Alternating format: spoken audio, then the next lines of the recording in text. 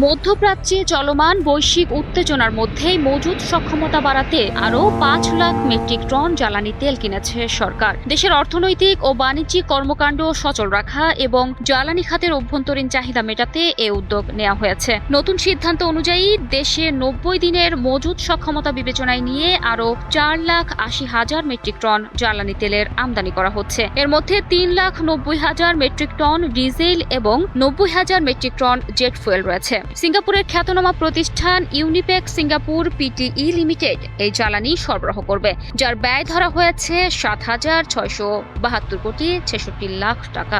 জ্বালানি ও খনিজ সম্পদ বিভাগ জানিয়েছে, বাংলাদেশ পেট্রোলিয়াম কর্পোরেশন আন্তর্জাতিক উন্মুক্ত দরপত্র প্রক্রিয়ার মাধ্যমে এই জ্বালানি তেল ক্রয় করছে।